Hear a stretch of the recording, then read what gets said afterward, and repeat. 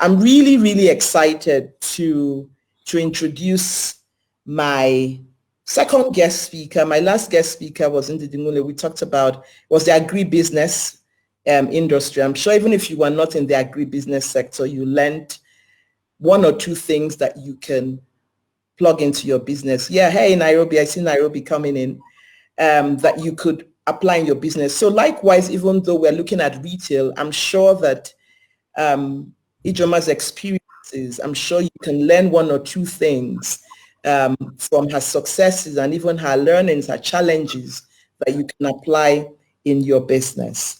So before I welcome Ijeoma and start asking questions, also don't forget to post your questions, any questions you have below. So Ijeoma is the founder CEO of Kontessa Group.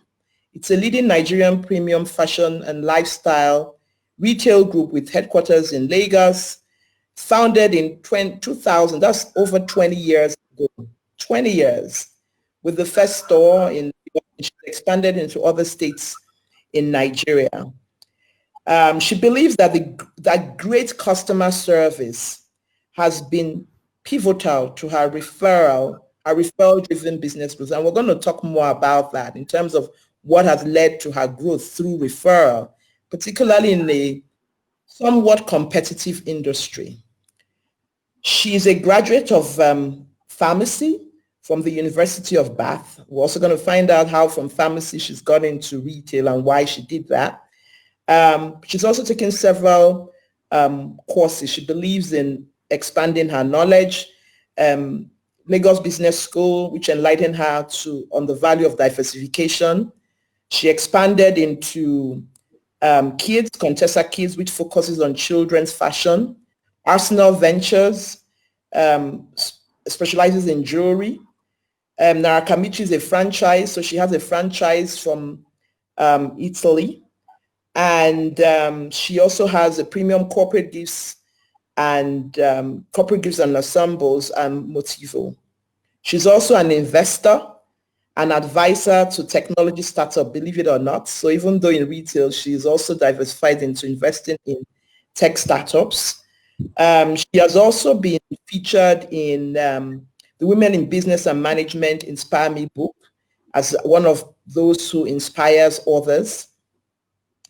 And she's married and she has 3 wonderful children. And last but not the least, she is my immediate junior sister. So Ijeoma, I'm very pleased to welcome you to this live program on African Entrepreneurs Forum. Warm welcome. So I'm talking to you. I'm not talking to you as my sister, as an entrepreneur, okay, as an expert. So welcome. Thank you very much. Thank you. It's a pleasure to be here. When you asked me to be a guest, I was a bit rattled, but I hope I'll do well. I'm sure you will. It's not yes. I'm sure you will. Okay, so you've been in business for 20 years and doing, of course, you've expanded, but doing other things. What has kept you? Why? I mean, 20 years, people, businesses start something, stop another. What prompted you? First of all, why the staying power of 20 years? For me, it's the passion, and I enjoy what I do. So even though, I've had a lot of downs, so people look at me and think it's been plain sailing all the way through. It hasn't. But because I have passion and I really do enjoy what I'm doing, it's been easy enough for me to have the staying power. Also, I realized that it's important to put structure in place. So with the structure that I've also put in place, I'm hoping it should be a business that will outlive me. But really, I think the passion for what I do is what has given me the staying power. And it's actually been more than 20 years. Just that I opened my first store in 2000, but I actually started trading in 1990 when I was a student in university in England. Yes. And I remember that. And I'm sure you do. When I had traveled, I became a chartered accountant and I traveled to treat myself to the Far East. So thinking that I am also make a buck now. And I got shirts, belts, all these things, thinking I could make money. And then we were in England going to school. And I didn't even sell even one t-shirt. Who helped me out? It was my sister. From way back then, she had the passion of passion of guess of clothing and retail. So I also knew that selling items, I'm not so good about that. And you also, when you moved back to Nigeria, you actually started from the trunk of your car. How was my car boot, if you remember? Your car boots, yes. I started from the boot of my car. That's where I started from. So I used to go around banks and different offices, and that was how my clientele grew at that early stage. And I think I've retained over 80% of those initial clients that I had in 1997. Over 20 years. When I moved back to yes, I moved back in 97 and started business then. And from my car boot, I then graduated to having private events in my house. And then from there, I graduated to converting my boys' quarters to a store. It was then in 2000 that I then moved into a mall and opened my first, retail store. So one critical thing you could say is definitely passion. So it wasn't really about even just making the money. Yes, we're making money, but you were enjoying it. And I mean, that is so, I have someone say, well done, madam, you're doing, 20 years. Because now people want to make a buck or two and they keep moving from one business to the other. So it's about finding your passion and staying with that, in that line. Yeah. The mistake that a lot of younger or people, new entrants into the business feel that, maybe they see, I have some money, I want to do business. Oh, I know this person who is doing this, she's doing well, I'm going to do it. You don't need, it's not something you're interested in. I remember that because, part of when I went to Lagos Business School, about 7 years ago, we had done a lot of courses and they told us that, the youth are the bigger segment, the younger ones.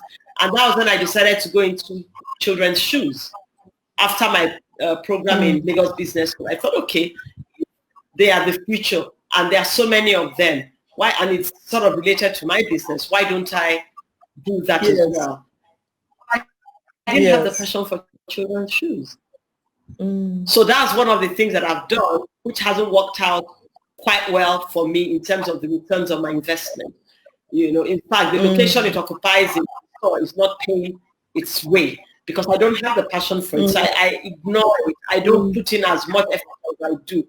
So that was thinking, and I just jumped into it, which is a mistake a lot of people make. But if you have something, if something you're interested in, you do research, you do what it takes to make it succeed. And then you have that staying power because you really just enjoy that.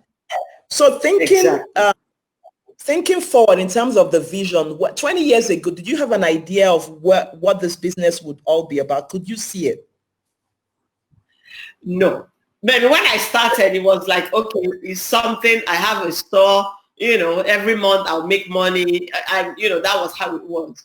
But probably maybe about 7 to 10 years ago, I began to look at things differently. That look, this can actually be a business that can stay and you can have the business and go away 2, 3, 4 months and the business is working. I don't have to be there. So I just put your structures in place. And that's what has happened. I can actually exit my business now and the business will run. My buyers will do the buying, they do the buys, then I can actually exit and just have an overseeing supervisory where I just see reports and advice. I've reached that stage in the business now that I can actually exit it and it will run.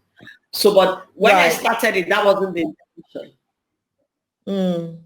So that means that what happened is that, okay, you may have an idea then it was, okay, just to keep afloat and keep growing.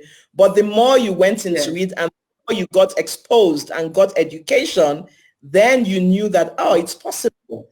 It's possible that, oh, I can actually structures and systems. So even in a retail establishment, you can, and that's the ultimate for an entrepreneur. In fact, the program that I'm about to launch is about profitable and scalable businesses. So tell us the importance of these structures, and systems in your business, because you take 4 weeks, 8 weeks, 10 weeks out, and the business is still running without you. And we've heard about in Africa where, oh no, you have to have the key to, you can't, that everything must happen around me.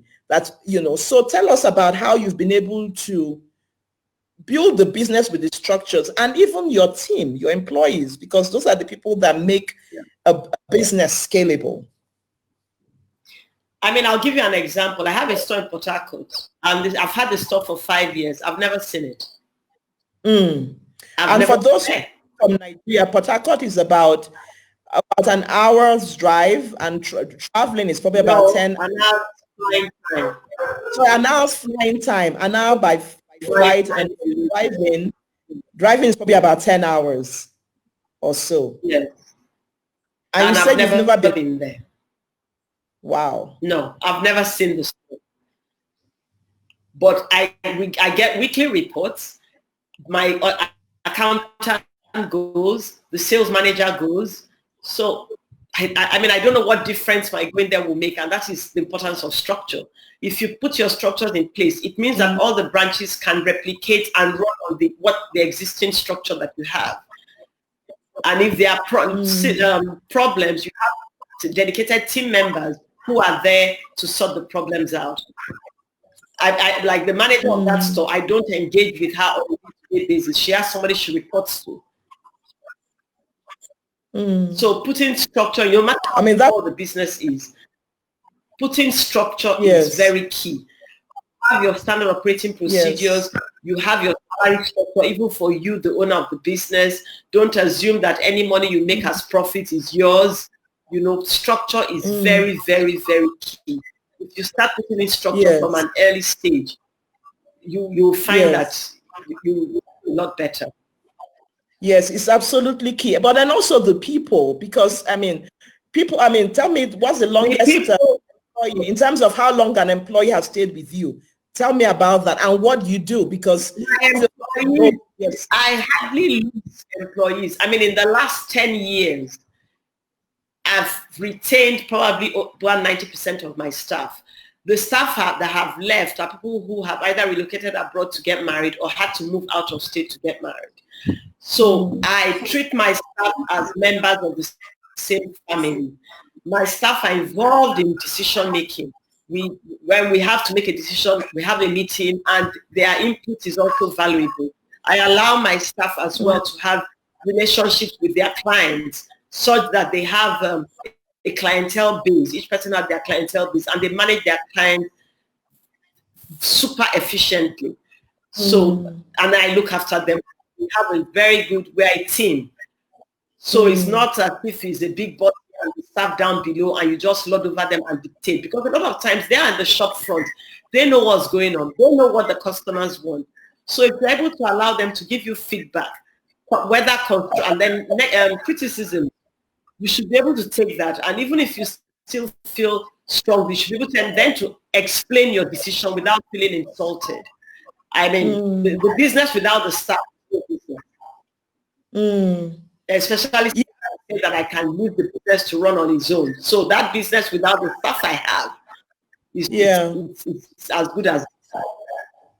So it's actually a limiting belief, because for what you sell, for one line of what you sell is very high premium, that you may say, it's only me that I'm going to deal with the customer and all of that. But you've been able to delegate that responsibility and trust the people because of the structure, and also the people who are able to work on your behalf. I'm sure you can think of some businesses that probably started with you and that don't have those structures, and it's still around them compared to who you are right now. Can you speak about that? Oh, definitely. I have colleagues who I started with at the same time, or even some of them prior to when I started, and they haven't grown. And they have the same sort of resources. They don't treat they don't look at their staff as part of a team. They don't even share. I even share my buying processing with my staff. A lot of people think, oh, maybe they'll go and start their own. And they are still exactly how they were when we started to get at the same, we started at the same time, but they are just still they are still micromanaging everything. They are still micromanaging everything, whereby for every transaction, the staff has to call you wherever you are in the world to get your permission to make it. In the retail industry that we have today, that cannot be the way. It can't be the way forward. Right. So I have a question here before I go to the next one. How about your stock? Do you have anyone on your team that places orders? I think you even have people that go. Yes, I do. Yes. I mean, about my general manager, last year, I took her, for example, she's gone with me before to the exhibitions. We normally order from countries around the world, but primarily from Italy. This is talking about the shoe. Normally, she would go with me. But last year, we went together and the exhibition started on a Sunday. And on the Sunday evening, I told her, I'm leaving you. You are going to order everything we're going to sell for the year. And on Monday morning, I left. I left the country, not that I was around the corner. Oh, wow. I left Italy and went to somewhere else. And she did all the buying herself. So everything that we are selling, I mean, from January for the whole of 2020. And how did she feel with that huge responsibility on her shoulders?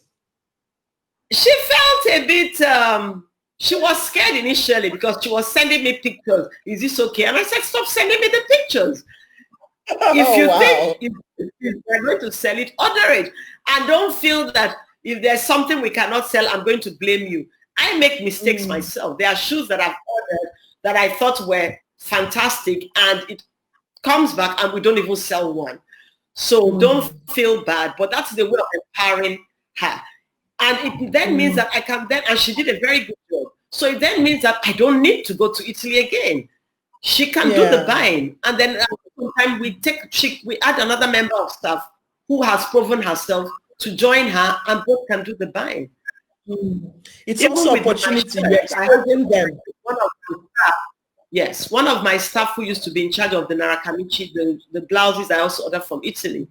And when they send me the catalog, I just call her, sit her down. I said, okay, that's the catalog. I give her my laptop, start ordering.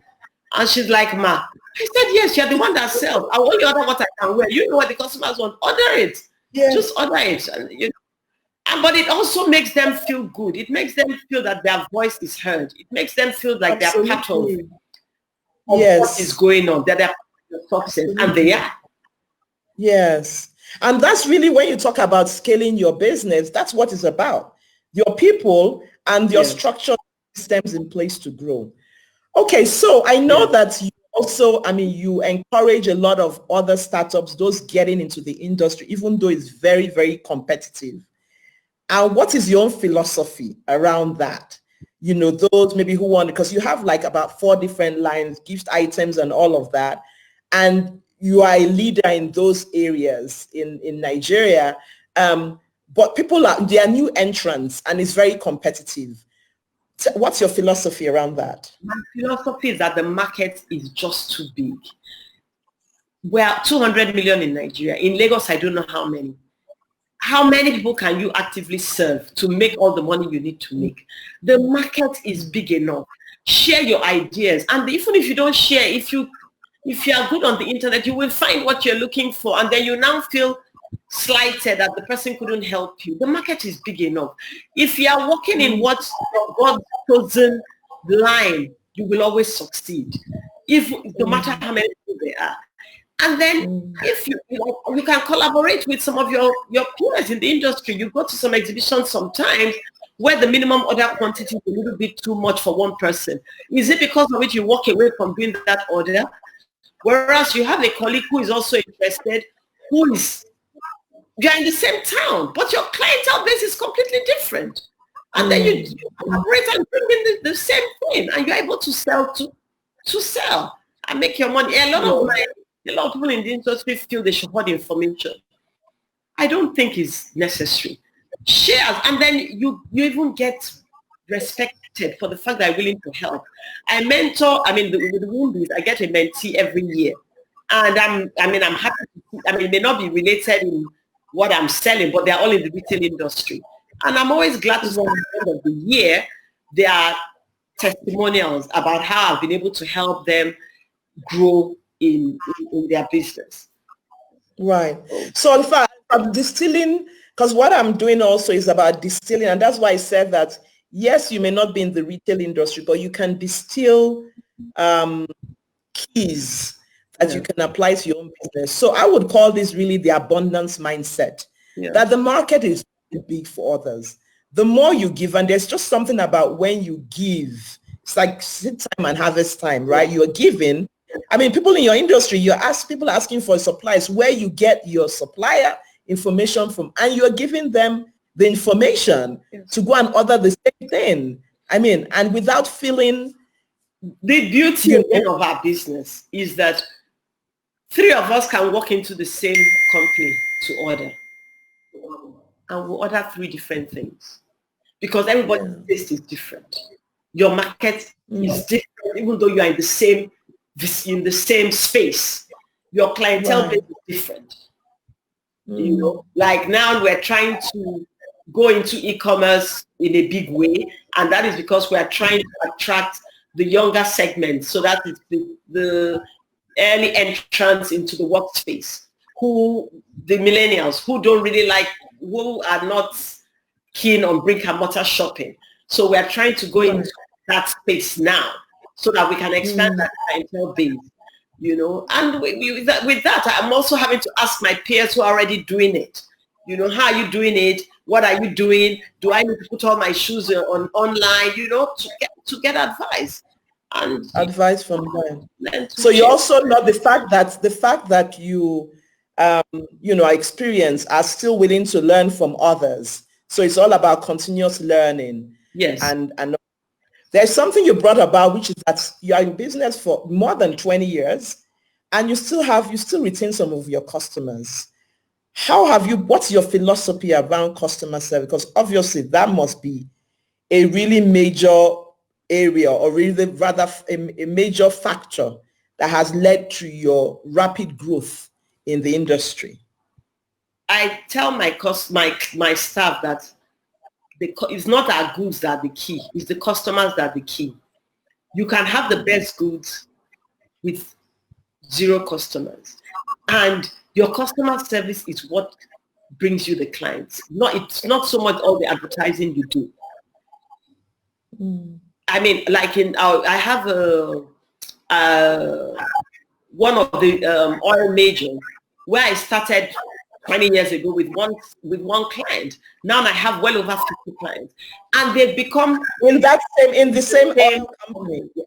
And they have become my friends. Today is one of them's birthday, and I realized I sent my assistant a message immediately. I said, you need to send her an email with a gift certificate. You know, the little things you do that make a difference. It's not as if you get it right all the time, but also being able to acknowledge when you have made a mistake and being able to right that wrong. So it's not as if you get it right. We have issues. We get customers with complaints, but how you then also be able to resolve that issue so that the person feels satisfied that you've been able to resolve it and is still able to come back and is able to refer somebody else to tell you, go there, even though I had an issue with XYZ, but even the way it was resolved, you need to go there. Customer service is key. And when they say in Africa that when you compare to, like, you know, in the United States, in Europe, so they've got something that we may be missing in terms of exceptional customer service. Yeah. And I've really keyed into that and apply that in your business for that. Yes, it's very important. I mean, I like it a lot of times. Initially, I used to be like, what? When I'll be in my office and I'm looking on my CCTV and I see somebody who is my friend. And by the time I run down, she's gone. And I'm like, she didn't ask for me. They said, no, I'll call her. She said, I don't need you. Your girls are exceptional. What am I? The discount they give me, allow them to be able to give me discount. They look after me so well. If I come up to your office, I will only waste time, you know. So when they come in and they go. So it took me time to adjust to that fact that you see, you wanted to let go, and now you still want to hold on. So hold on to that. So another key, exceptional service. So if I even ask you, those who are watching here, on a scale of 1 to 10, how would you say your customer service is? And what are the ways that you can We are not there. improve on? We are not No, I'm there not yet. asking I'll you. probably say we're No, I'm 7. not asking you. Ijeoma, I'm asking the others. Oh. No, you are pretty good. I mean, yeah, you see, you're even giving yourself a okay. So another question. I was asking those who are watching for them to, make notes of what they need to do around that. Great. Okay, so let's talk about the challenges and the failures you've had and opportunity. What would you say has been your biggest mistake, and what did you learn from it? My biggest financial mistake was moving into the fast-moving consumer goods segment. That happened when probably I think it was 2014 or 2015, when the new president, when there was a change in government, and they went on and on about made in Nigeria, looking inwards, and I thought, okay, let me look inwards, and I invested a huge amount of money, and I went into fast-moving consumer goods. I got franchises for 2 of them, opened branches all over. I invested a ton. Now, if you're in the premium market, which I was before, you are not used to making cents, making like, maybe like 50 naira on a box of something. But because they said, it's fast turnover, it wasn't like that. The companies at the time will impose the goods you can buy. You have to take a mix of what was fast moving and what was not so fast moving. That's one. Number 2, the people who are buying from you buy on credit. So you are not turning over the money. The impression they give is that when you get it in the morning, by evening you've sold, you buy again. It wasn't happening that way. And I began to see my capital dwindling, and you have salespeople who would take the things, sell, because some of them are sold on credit. They collect the money and they keep the money, and you think the person is still owing you. After 3 years, I just cut my losses and quit. That's another mistake a lot of retail entrepreneurs make. They don't know when to call it quits. Yeah. I have no issues. When I see that I'm burning, I just close up. I cut my losses and I call it quits. And I mean, I had even bought the stores. I was renting some, I bought some. I invested a huge amount. I mean, it works for a lot of people. Now, one of the mistakes I made was that I was not there. That type of business required you to be on ground. Even though I put a family member, maybe who wasn't, because in terms of fraud, to manage it, but it just didn't work. So the nature of it required me to be there all the time, which was not something I could do because I had other. You were interested in, right? Yes. Other business that you were doing. Exactly. Right. So that was okay. So that I know that I ventured. A big mistake. So yes, that you ventured in and you really lost, but then also you knew to cut your losses and move quickly out of there. And also, you didn't actually have passion for another branch in Nigeria, and I opened it in one of those big malls that one of the big malls where the rent was paid in dollars. And I realized that all we were selling was just to pay the rent. And after 2 years, after 1 year, I thought I can't continue with this. And I told the landlord, I said I needed to move. And I had to pay to move. Because if I'd stayed on for 1 year, apart from the rent, I'll be paying service charge. So it was better for me to pay the 1 year and get out than stay there for another year, pay the rent, pay the service charge, pay all the bills. I then got a much cheaper place outside of that mall, thinking, the rent was a fraction. But I stayed there for another year and a year actually, and it didn't work. And I just shut up, I closed up shop. So not being too sentimental about things. Not being very sentimental. You just not because you keep bleeding. So it's better you cut your losses when the cut is still a little bit and patch that cut than when you are bleeding all out and you're bleeding all over the place and there's nothing you can do. Right. So let me ask those who are there, if there are additional questions, we have a few more minutes to go.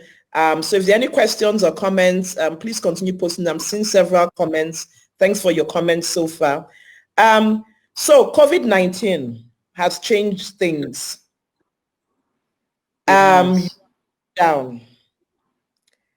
How can one still thrive in this? I mean, and I'm also aware that immediately you've already been able to, and I want to understand the thinking process that you did. I think I spoke to you some time ago and you were ordering some things. So again, just immediately with agility, and I wrote something about a VUCA world. And if you don't get my weekly emails, I strongly encourage you, if you don't have your email address, just send me a DM or my assistant and we'll send that to you.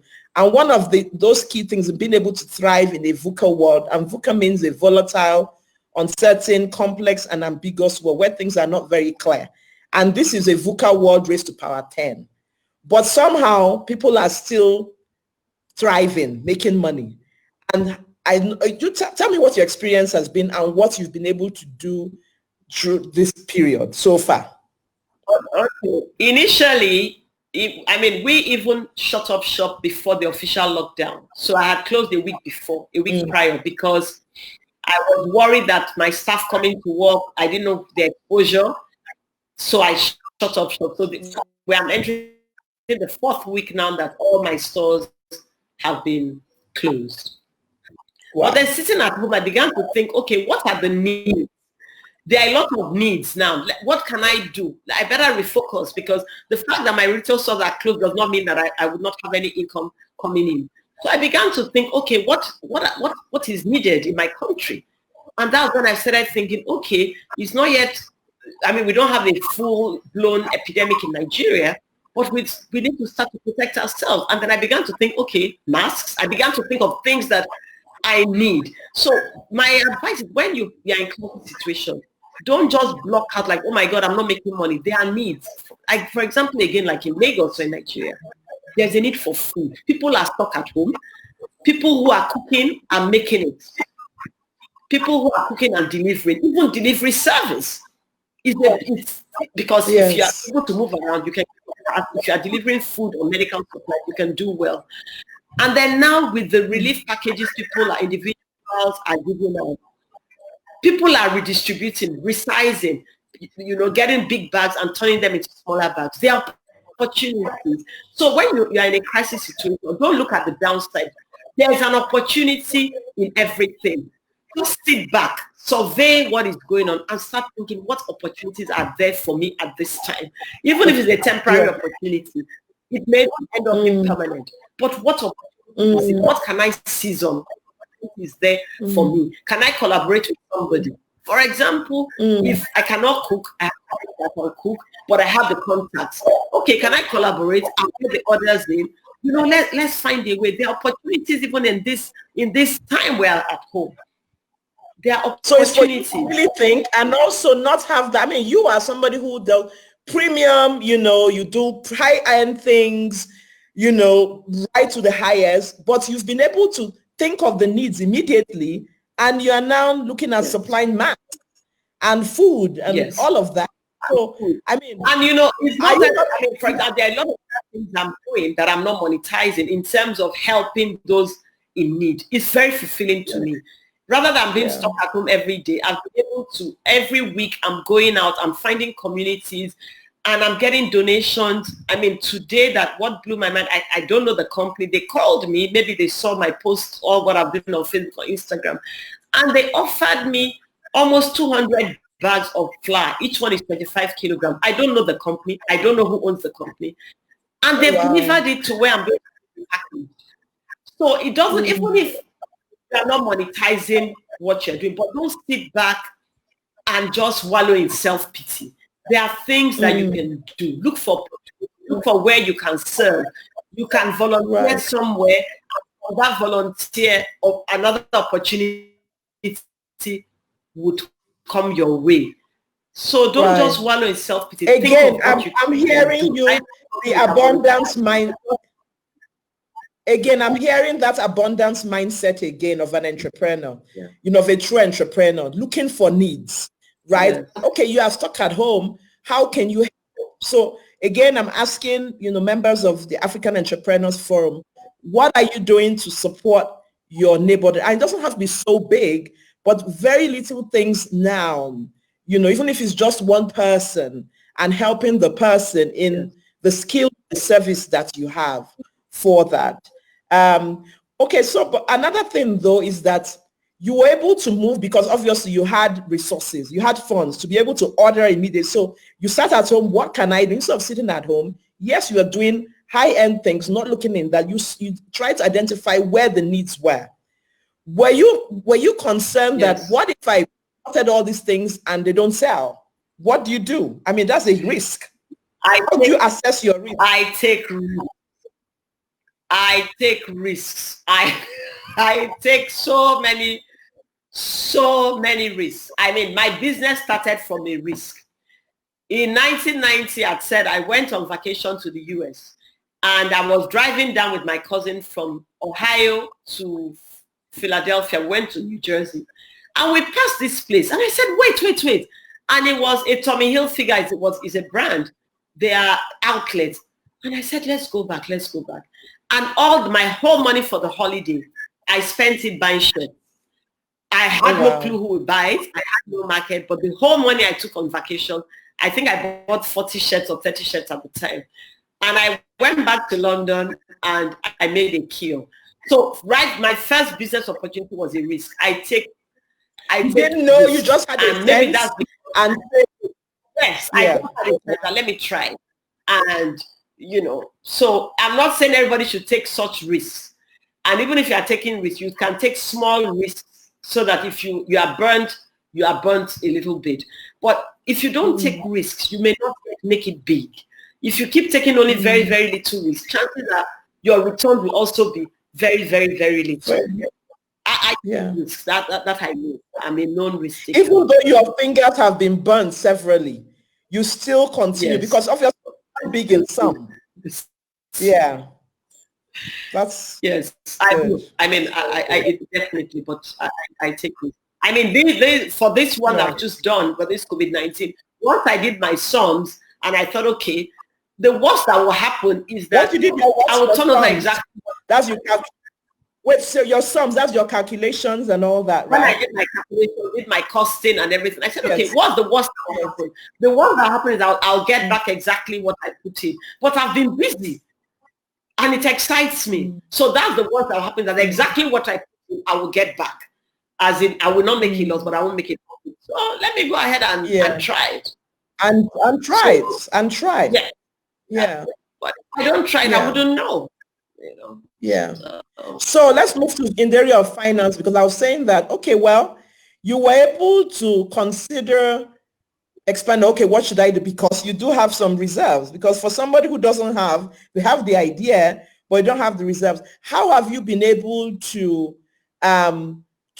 reserve some in your savings as an entrepreneur and also diversify in other things? And maybe we'll begin to wrap up from here.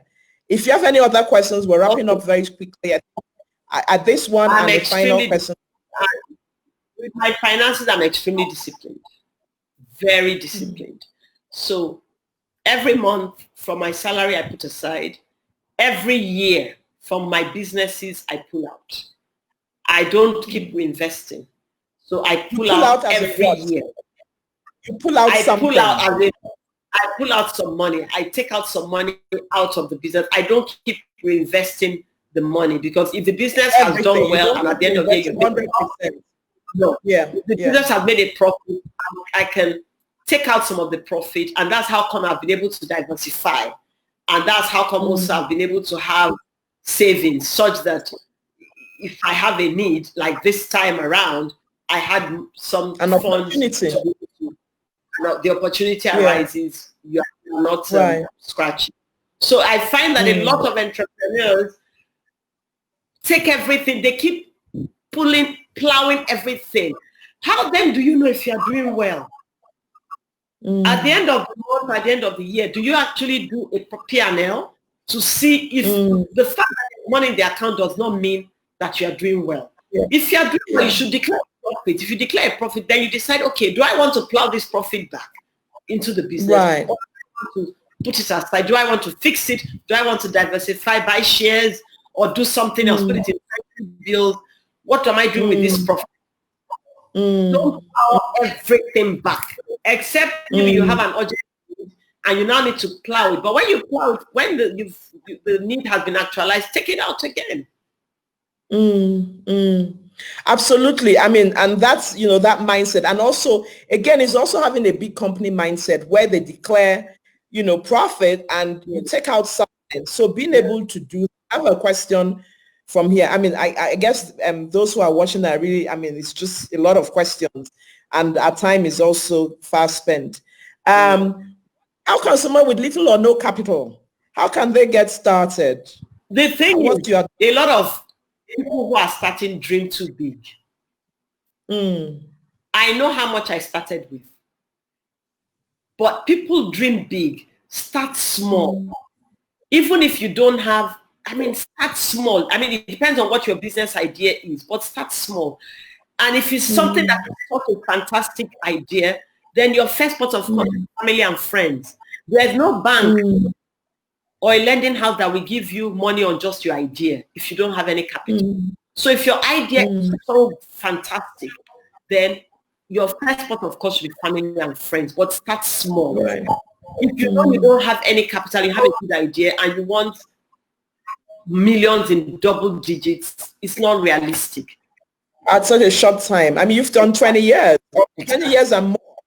And of doing the same thing. That's another thing of that staying power. Yeah. Because at times you said you've seen a lot of challenges, but you just stayed with it because you had passion, not jumping from one new wave to the other. You had passion and that's staying power. I remember my younger sister when she moved back into Nigeria and she's an architect. She was doing like furniture and architecture. It took her a while, but I always used to encourage her.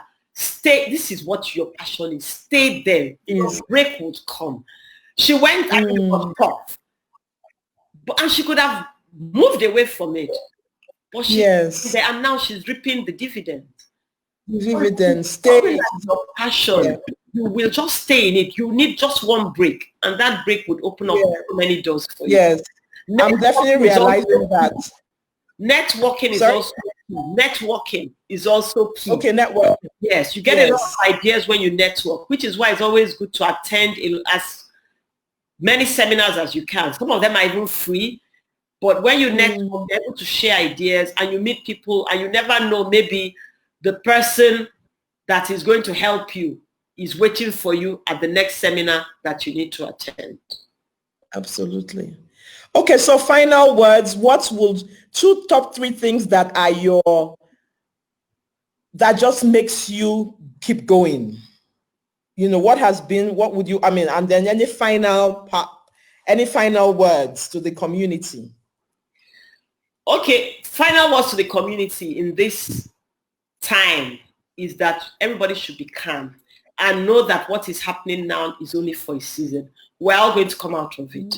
We need to make adjustments, very likely, very possible. We will need to make adjustments. For those in the retail sector, it may be reducing your ordering. It may be reducing your profit margin. It may be also be reducing your credit facility you extend to your clients and instead giving them a better discount so that you can hold more cash. We will need to make a lot of adjustments, but will we come out of it? Oh yes, we will. This is only for a season.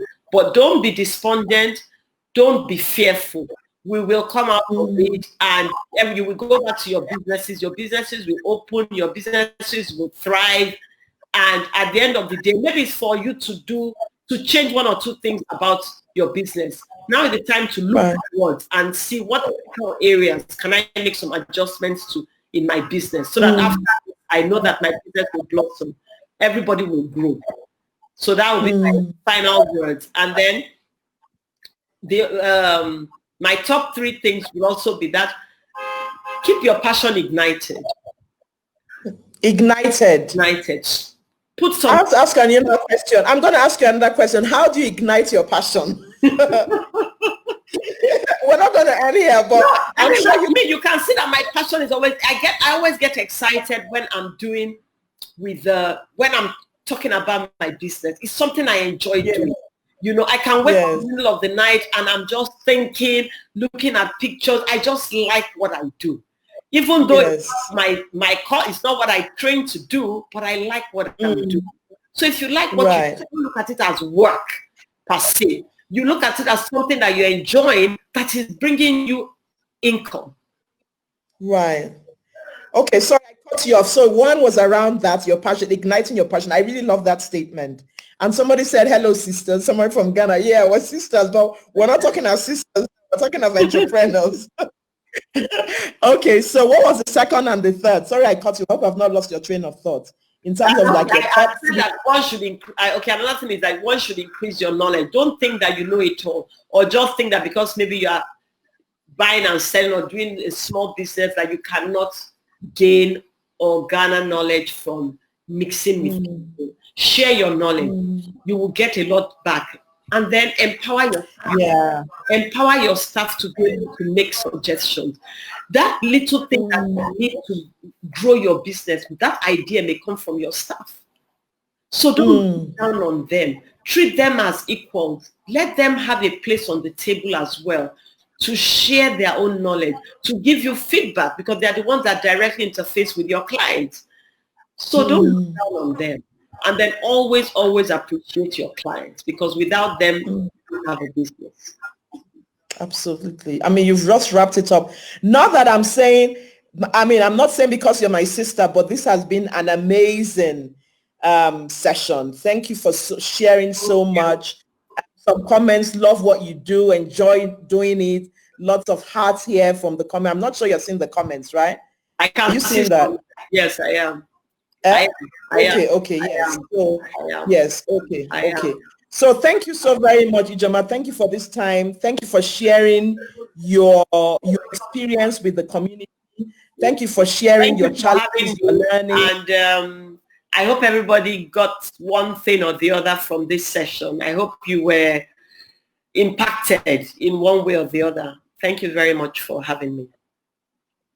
All right. Thank you so very much. All right. Stay safe. Bye. Yes. All right then. Bye. Thank you.